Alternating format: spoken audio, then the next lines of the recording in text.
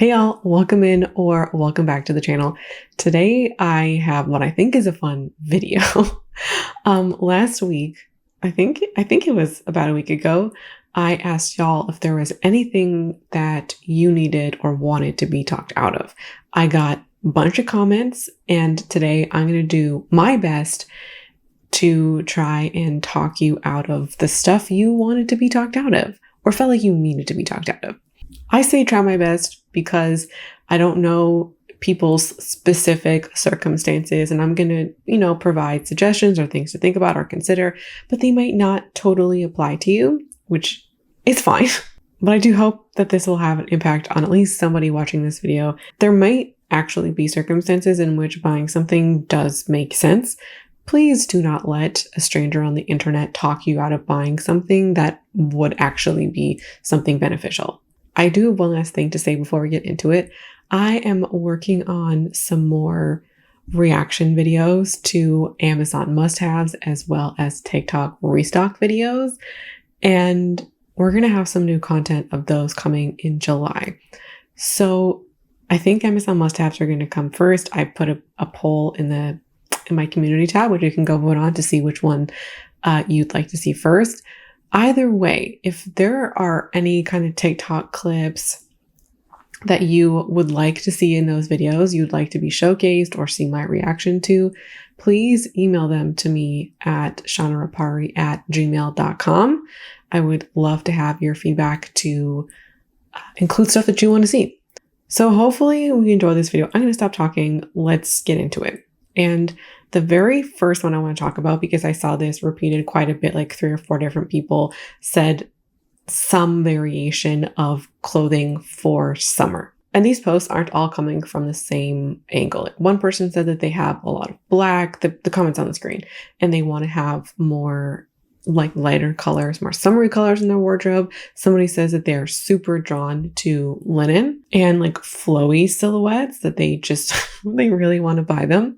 And the linen one in particular says that they have found a few pieces, but they feel like they're getting obsessed with the idea slowly. It'd be nice to be fully conscious about these kinds of decisions. And I want to talk about this before kind of talking about summer clothing more generally. One of the things that happens a lot when we like something, we tend to want to buy a lot of it because we love it so much. And I've been this way.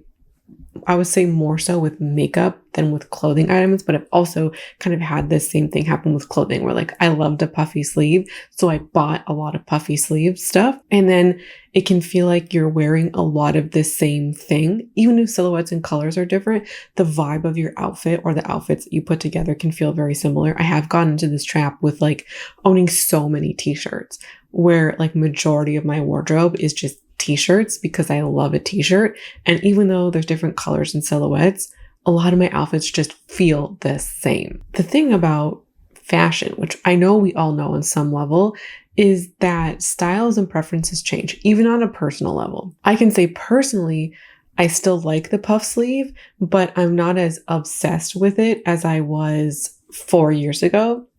I was really obsessed with the puff sleeve in like 2020 and 21. And so because our own personal preferences change and evolve, if we think about longevity of clothes, when we buy a bunch of stuff, and most especially if something is kind of more of a trendy variety, there's a greater likelihood that you're just going to declutter a bunch. And maybe you'll keep like 1 or 2 that you really like, and then the rest of it's going to get decluttered and it's not going to have a real lifespan in your wardrobe. Of course, there are exceptions to that where somebody finds a signature style and it just works and works for years. But I think unless you know for certain and our desire for something can cloud our judgment and make us feel like that's the case because we want something so bad. So I feel like if you're not sure what's what, owning a handful can, or like 1 or 2 things, depending on the item, can make a really big impact in your wardrobe. Now, speaking to the desire to buy more summer clothes, kind of more generally speaking, one of the reasons why we tend to want to spruce up our wardrobes in a season is because of boredom. It's not the only reason, and there can be many factors as to why we want to buy more clothes, but boredom is such a big reason for so many people. And, how we shop is a habit. If you're new here, I have so much content on, conscious consumption and habits, and how our habits are responsible and play a really big role for how we shop and how we think about shopping and think about new clothes. And one of the things that can happen is that we're so used to buying something because we get bored, and the main reason why we wear stuff or enjoy stuff is because of novelty. So when that novelty wears out, we've built in a habit of, okay, now it's time to buy something new. And then you buy something new and you just kind of repeat the cycle. And a lot of us really struggle with our closets when we feel bored because we've typically gone for one kind of solution. And so finding ways to make our wardrobe more exciting, I think is going to go a long way with wanting new clothes. And sure, we can all have actual gaps in our wardrobes. That's a real thing. But when we're feeling bored, it can be really hard to suss out the difference. Like, what is actually a gap versus me just being tired of seeing the same things or just being bored of seeing the same thing. And one of the ways boredom can also play a role is when we are kind of getting ourselves into a bit of a rut when we are combining the same things together. Like, I think I'm a key example of that right now. I'm wearing, this is one of my favorite sweaters. This has hundreds of wears on it, but I tend to pair it with a light pair of denim. I used to pair it almost always or exclusively with this one pair, but since I got a second pair, I get a little bit of a change. Let me show you. It's not an exciting or special outfit. We can see, right? Like light denim, straight leg, green sweater. And so if you have a habit of constantly pairing the same things together or wearing something in the same way, you can just feel the sense of boredom. Your clothing isn't exciting or inspiring, or like you can look in your closet and just be so sick of it, or like, I don't want to wear it again, or just kind of feel this sense of, yeah, boredom and this sucks. So I have a couple of solutions for this that are free 99. And if you do any of this, then I think it could help you suss out, is this boredom or is there actually a gap? So number one, playing in your closet is such a fun thing. And I think one of the easiest ways to do that is to pick like one item. Maybe it's your favorite item, or maybe it's just an item you've been like, I don't know how to wear this. And you can pair it with stuff, and you can create different rules. Like, you can only create outfits with stuff you've never worn with this item. Or depending on how much you own or how you're feeling, you could say like, I'm going to pair this with every top I own, no matter what it looks like or what I think the combination is going to be. I've done both of these things, and I have found outfits that have surprised me. I just spilled coffee on my shirt. I don't think you can see it though, so we're going to keep going.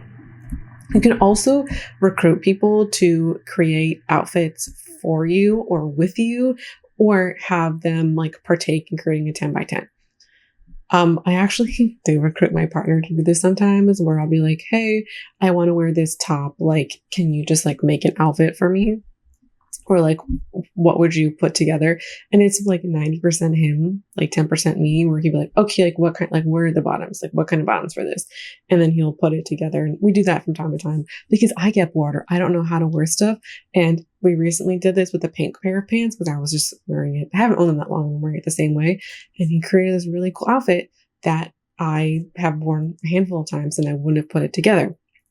I also think creating 10 by 10s, even if it's just an exercise and you don't actually like put away all of your clothes or intend to own a capsule, this as an exercise can be very helpful, and you could put themes to it. So 10 by 10 is historically you pick 10 items of clothing and you wear them for 10 days. I do this. I'll lay it out on my bed. Sometimes I'll try on stuff to like make sure it goes together.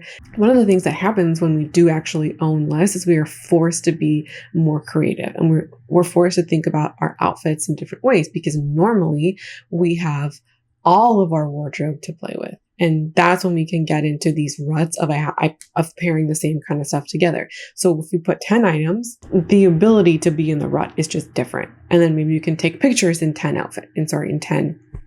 in 10 outfits and see how that goes. All of these are different ways to find fun in your wardrobe and to break ruts and cycles that you might already be in, and also to help create a sense of novelty in your own wardrobe. And if you do something like a 10 by 10, you can create themes. Like you could do, like, I've done a spring floral theme. I've done one off of books and movies. I did one off of an album once. I also did one, this never made it to video, but when Midnights came out, I did a 10 by 10 inspired by Midnights. And it was one of the most unique wardrobes I've ever put together. I was so focused on on matching the vibe with the song. I was much less focused on like what I love to wear every day. And that might sound impractical, but as an exercise that helped me create outfits, it was so fun. And I still think about those outfits. So I hope there's something in here that maybe you could use to help create some novelty or fun in your wardrobe. Number 2, they say anything hair care or hair growth. My hair is really thin and I have so many products and none of them work, unfortunately. Yes, I've tried hair oil and rosemary and everything. Instagram is still relentlessly pushing hair oils and those wasteful applicators to me. How different can they really be from each other? So first, what might potentially be helpful is you can definitely, for Google, you can go in and edit the types of ads you see. Google has made some assumptions about you and the interests that you have. Some of them are more specific than others. You can go in and you can edit them. So this might potentially be helpful to affect the kinds of ads that you see. We'll have to see, because something like hair growth might not be a specific thing. It might just be beauty. I'm going to put instructions on how to do that in the comments, not the comments, the description. I can really understand being drawn in or sucked into these kinds of ads because this kind of advertisement in specific, they tend to play on our insecurities, sometimes our desperation and our desire to change. Because, losing hair or having thin hair can absolutely affect somebody's self-esteem and the way that they see themselves. I don't know that I actually talked about this before, but in 2022, I did actually start losing my hair for a bit. It was stress-induced and things did right themselves, but I know the feeling of losing a lot of your hair. I know what that feels like. It really, freaked me out and did impact my own self-esteem. And I wanted to fix it quite desperately. Marketing for these products can absolutely prey on these feelings of insecurity, and we're in vulnerable states where we might spend more money than we ordinarily would because we so want to fix something. We so want it to be different. And they can prey on our sense of self and our identity and our self-esteem. And so if I could make any recommendation for this type of product is to avoid making purchases when you're in a vulnerable emotional state. I'm not saying don't buy these products or that you shouldn't buy these products. Who am I to tell you how you should feel about your own body? I say to make or consider these purchases when you're not in such a vulnerable moment and wait until you are in a more neutral emotional state. That way, when you are sussing out products, you can be more focused on the product or the claims or doing your research, opposed to being driven by your own emotions and your desire to fix yourself or fix a problem that is really bothering you. And it can be so easy to just be like, oh, this sounds so promising. This sounds so good. And they can tap right into your own fears and your insecurity, and you buy it because of that and not because you were able to do your due diligence. I do agree that many products aren't that different from each other. Like when it comes to like one rosemary oil versus another, you're right. They're probably not that different. And one thing to know about these kinds of products is that typically in the United States, I am making an assumption that this person is from the US. I could be wrong and this might not be applicable. So I'm sorry if that's the case. But typically, hair growth products are regulated by the FDA, and they can be regulated under the like medicines type of regulation versus the cosmetics, but there are some types that can be both. And which side it falls under depends on the ingredients being used and the claims of the products. So there are actually very few FDA approved products for hair growth. I found an article from 2021 that said two, and I found a couple, like I saw after I was doing my research that there's like one or two other ones that have been approved very recently, like 2023. There's just more studies on minoxidil and finasteride that have like quite robust evidence with them. And so I'm not trying to say that there is no evidence to support some of these ingredients. Some of them are not. Some of them have some evidence. Like I was reading some studies on rosemary oil, and there have been some studies done about the comparison of rosemary oil compared to minoxidil, 2% minoxidil. And what they found is that they have similar results after 6 months worth of use. But I think it should be noted in a randomized controlled trial of 278 patients treated with minoxidil, 45% demonstrated more hair regrowth when treated with 5% solution versus 2% by 48 weeks of treatment. So the suggestion is that 5% works best, 2% has lower efficacy, and that's probably why it was chosen to compete against rosemary oil, but both of them are showing some evidence of working. My point to bring this up is a couplefold. Number one, some products, like I'm actually going to read one for you now. This is a hair growth product that charges $86 on Sephora. And it says its key benefits: increases appearance of hair density, reduces sign of shedding and fallout, leaves hair feeling stronger and more resilient. Highlighted ingredients are turmeric, caffeine, red clover. And it says that this nourishes the scalp and promotes healthier looking hair. Nowhere in here does it say it will help you grow your hair. It will help spur hair growth, which are kind of different claims than minoxidil because of the claims being made on this product and the ingredients that are being used. So if somebody's reading this product, they're making assumptions about what this product can do because it's kind of in the ballpark of hair growth, opposed to products that have tested ingredients and are actually marketing themselves as hair growth and have backing by the FDA. So I bring some of this up for a few reasons. Number one, not all hair growth products are going to work for everybody. I'm sure if you're somebody who's using these products for a long time, that you probably know this. And there's different reasons why people lose their hair or are looking for hair growth, and not all products are going to work for every situation. Number two is that much of these products have to be used consistently for months and not weeks. And so there's a potential that could be involved with these products. Number three, some of these products could just be kind of random garbage ingredients that aren't going to do much.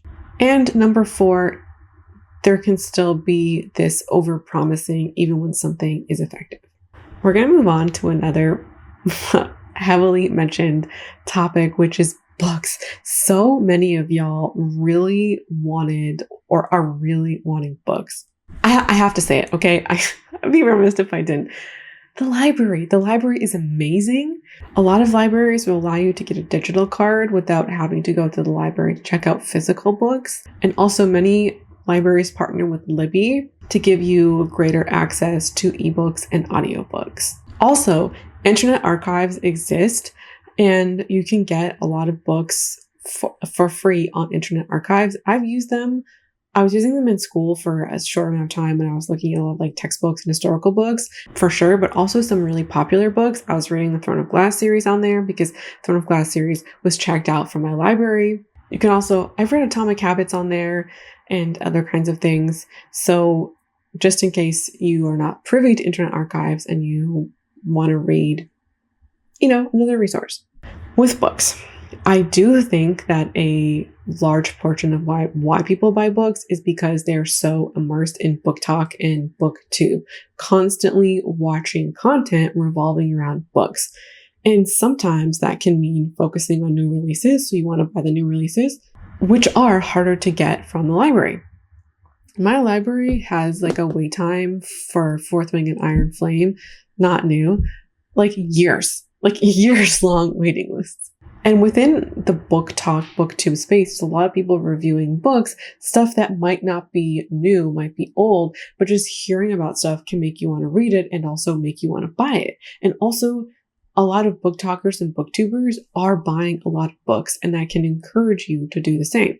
And book talk or booktube aren't inherently problematic, but they can become problematic on a personal level if that's what's happening. If they are encouraging you to consistently keep up on new releases that make you want to buy books, or just kind of keep you in this headspace of wanting to buy more books. I found this the case for me personally with booktube and also beauty YouTube and also beauty Instagram.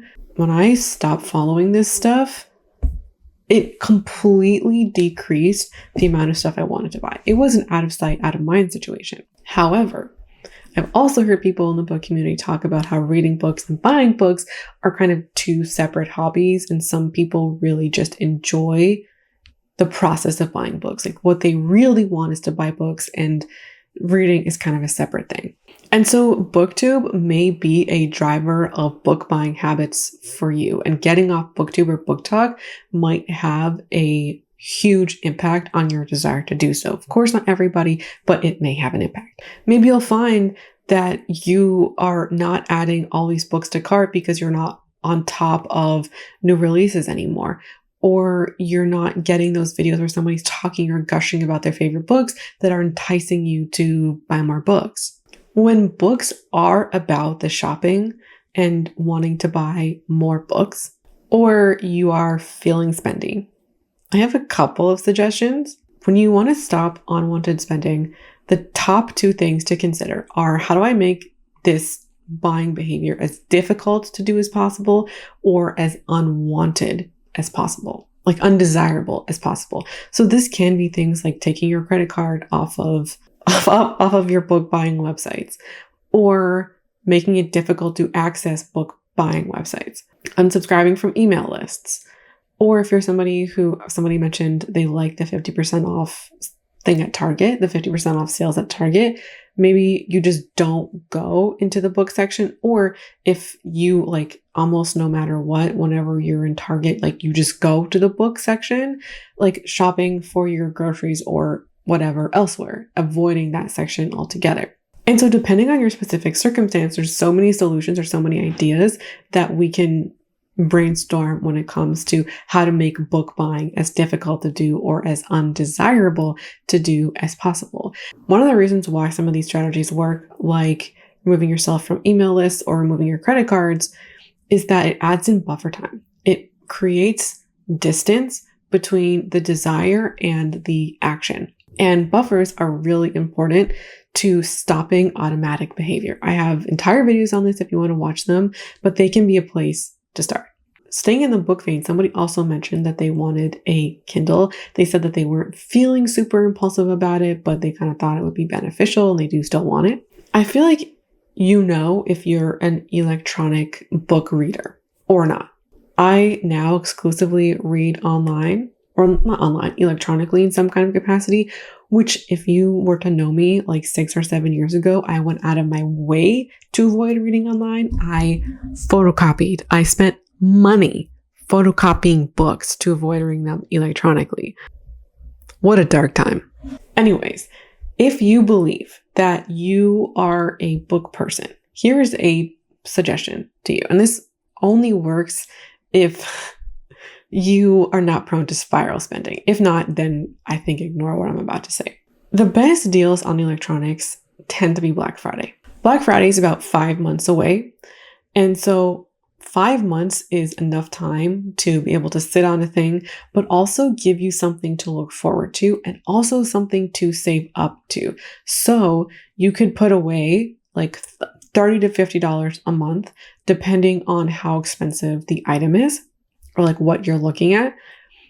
So that will give you somewhere between $150 and $250, which is like a pretty, I think, good price range for a new e-reader. And I've also lent the assumption of a new e-reader. You could still definitely buy a used e-reader for, $200 and get a potentially what was a more expensive option for cheaper because it's used, but whatever you want to buy, 150 to 250 budget if you kind of save up like this. So you save up over the course of 5 months and you pick your item and you'll have something to look forward to and also time to sit on and think if this thing is for you. When November comes around, you now have this pot of money you don't have to go digging into your budget for, and November can be an expensive time of year for people. So you already have this little thing set aside so you're not potentially going into debt or spending more than you're comfortable with. This is a time where I think shopping a sale could make a lot of sense. I also mentioned spiral spending because sometimes people, when they get into Black Friday shopping, one purchase just really kind of puts them in the mood to shop, and this might not be for everybody. So if shopping Black Friday would be triggering to you, don't do it. This is what I would do personally, and it would give me time to like shop around, look at my options, and then feel good about a purchase. Next up is skincare. This person says specifically SPF. And they also say that they have a lot of unexpired SPF to already use. This is the case where the OP already knows some of the thought processes, some of the mental gymnastics that are going on. Like they're well aware they have stuff that they want to use or stuff that they need to use, but there's still that desire to buy the new thing. And I think 2 strategies might be useful here. And these aren't strategies that I typically apply, but I think that they can apply here. So the first plays on the sunken cost fallacy. The sunken cost fallacy can be applied to spending money or saving money, depending on the context. One of the ways we typically apply this is like when we're decluttering something, we can say, oh, I don't want to declutter it because I've spent so much money on it. It was so expensive. Or you want to get all your money's worth of something, right? Like, I don't want to declutter this because I want to get my money's worth. I want to finish it up. In both circumstances, the money is already gone because you already bought the thing. I do get that the stuff when it applies to the usable products though, because in some ways, although the money is gone, I still understand how somebody could perceive that there's still money left when it's something like sunscreen that expires. Because if you don't go ahead and use the sunscreen, then you are going to be buying a newer sunscreen. And although that original money is gone, the window that you would need in order to buy a newer sunscreen is shorter. So if you actually use, let's say you had 2 sunscreens, let's say that lasted you 2 months, hypothetically, or you bought one and are using a new sunscreen at the end of the year, you're more likely to spend more money on sunscreen than if you were to just use your stuff and then buy sunscreen when you finished it. I don't know if that makes sense, but that's kind of how I think people can see it. You can use the sunken cost fallacy to your advantage here. If this is detrimental to you, please don't do it. Or if this would affect your mindset negatively, please don't do it. But I think that if not, this can be like a temporary thing that can help you get through a few weeks or a few months, where you can think about that kind of exact thing that I was thinking about. If I use up my sunscreen to completion and I only buy sunscreen at the point in which I finish my sunscreens, I will be saving money this year, or I'll be spending less money because I will be replacing my sunscreens less frequently. And what happens in cases like this when we buy new things? We want to use them right away. We want to use our new skincare. We want to use our new sunscreen. And so if this happens, like you buy the new sunscreen before the other ones are finished, then you can start using the new one and then the old ones get pushed by the wayside, especially if you prefer the new ones and they have better formulas. The other strategy I think that could be used in this circumstance, again, not one I tend to use or recommend, but there's a time and a place. And that is setting up the new sunscreen as a reward in a sense. You can pick a sunscreen, you can pick a brand or specific bottle, and you could say, all right, once I've used X thing, then I get to buy this specific thing. And it's not a traditional reward because using up you're using up a product and you are rewarding yourself with buying a new product that you also intend to use. And so it can give you something to look forward to. It can give you something to motivate you in order to finish your current stuff. I did this exact thing. I had 3 sunscreens. One I put away for the wintertime because it's just too much for right now. And then I had 2 left. And I said, all right, once I finished one, Then I'll be able to buy another, like a new sunscreen. And I put that sunscreen in my cart and I had it there. And once I finished my sunscreen, then I bought the new one. Then and only then. And then in the interim, I used that second one. I do reapply sunscreen throughout the day. So one of my caveats was the reapplication needs to be the old sunscreen. And I'm almost done with sunscreen number 2. The reason why, here's another reason why I wanted to have a bit of buffer left over, is because in the event that the new sunscreen I purchased was trash, I wanted to have something else to use. This also plays on delayed gratification, which is, I don't know, I feel like it's a bonus. A lot of us a lot of people who are used to impulse shopping, I'm not accusing this person of being an impulse shopper. I'm just kind of, adding more to this discussion.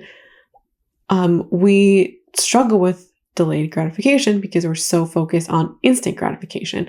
This is an example where you can be like, you know what, I'm working on delayed gratification here.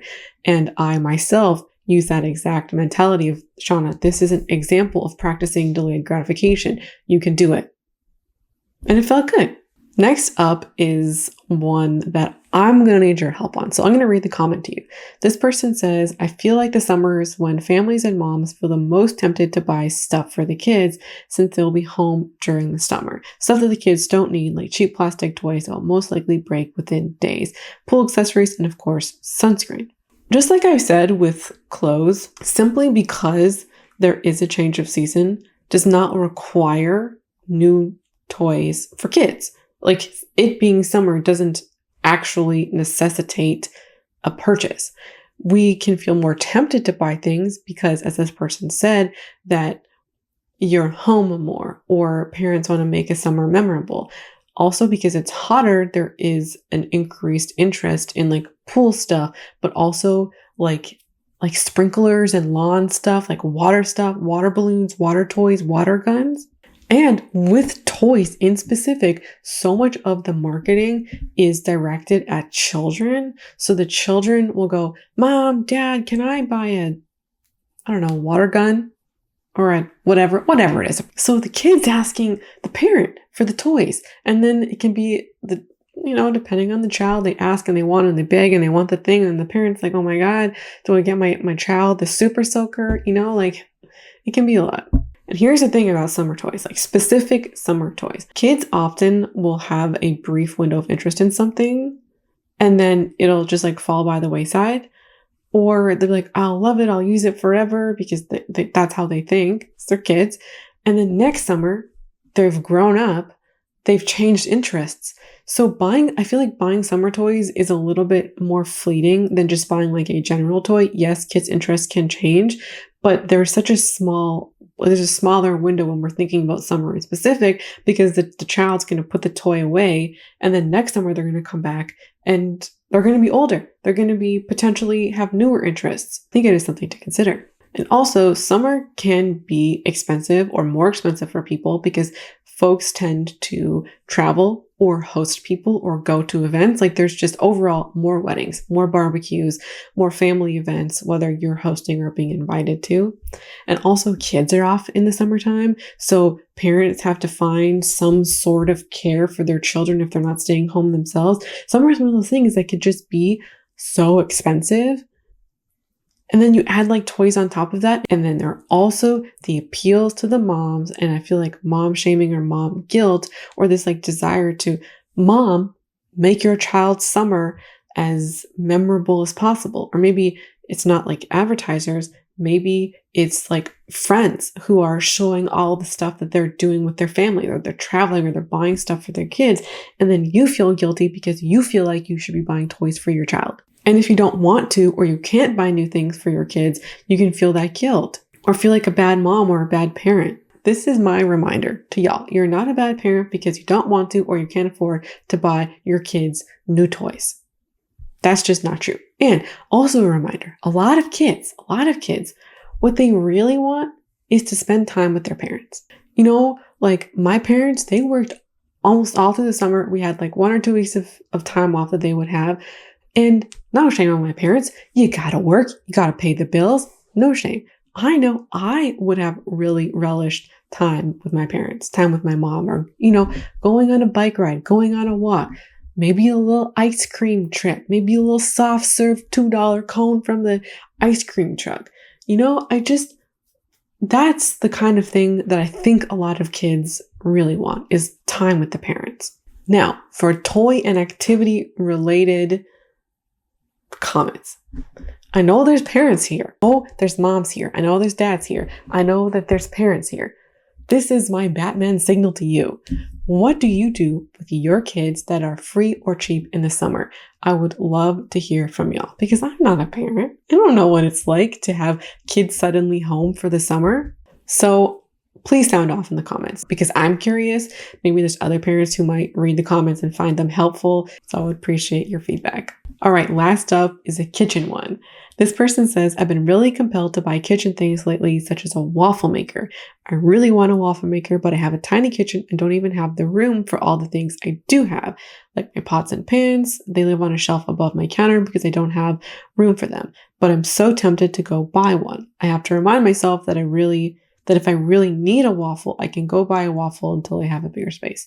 They also talk about a butane stove and a hot pot, which we're going to just leave for now. The thing about single-use gadgets is absolutely the space. This person is well aware of that. But it's also the frequency of use. Something being single-use tends to, in my opinion, justify less space because it has a single use. You're not going to use it as often. You might love something a lot, and this love can distract us from use value or applicability. Like a love of waffles can make us feel like this gadget would be so good because we just freaking love waffles so much.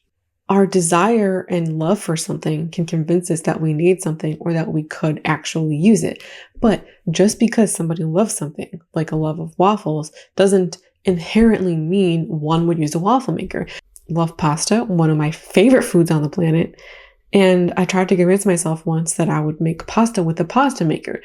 My love of pasta will not translate to making it. It just will not. But it's just kind of like, a secondary example. And when we have single-use items, we don't tend to use them as often as we think we will, or as often as our love for the thing will make or convince us that we will. This might be especially cute if you see somebody like making a waffle in a vlog or in a cooking show or something. Or you go to a family and friend's house and you're seeing it in action and they're making waffles. And you're like, oh my God, that'd be such a great thing. I would love to have that.